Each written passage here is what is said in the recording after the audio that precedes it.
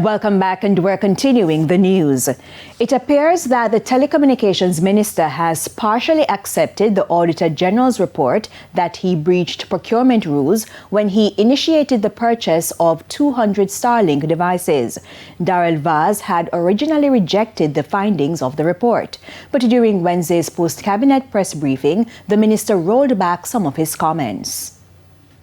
My position remains that I justified today why I did it, because I believe it's important to clear the noise so that people hear from me directly as to the position that I have taken. It's a very simple position. I didn't have to comment, but that's not my nature.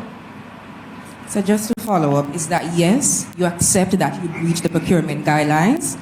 I accept fully what was said by the AG in relation to me getting involved in the procurement. However, what I'm saying is that in a national emergency, I did what I needed to do as Minister of Telecommunications and Minister and co-chair of the Advisory Committee for Relief and Recovery. Telecommunications Minister Darrell Vaz on Wednesday when asked if he's accepted the findings of the Auditor General's report.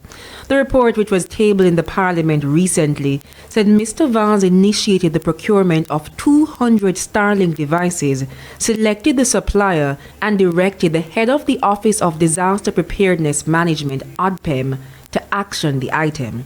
But Section 20 of the Public Procurement Act says only the head of an entity is legally empowered to initiate procurement. According to Minister Vaz, he was acting on the advice of the Attorney General.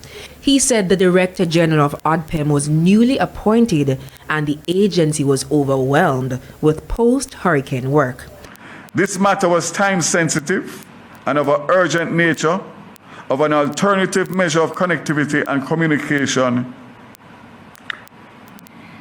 based on disruption, which was severely hampering the relief efforts, including search and rescue, evacuation, food and medical assistance.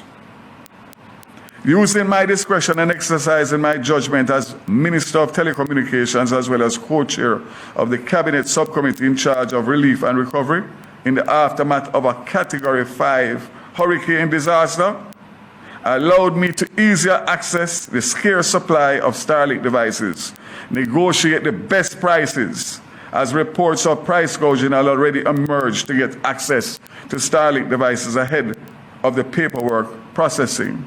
The AG's report also revealed that there was no justification of why that specific supplier was selected. No inspection of the Starlinks were done prior to purchasing 200 of them. The AG's report found that 120 of the devices were distributed, 41 of them remained unused and in storage because the power supply was not built for Jamaican market. The devices cost $12.12 million. Jamila Maitland, TVJ News.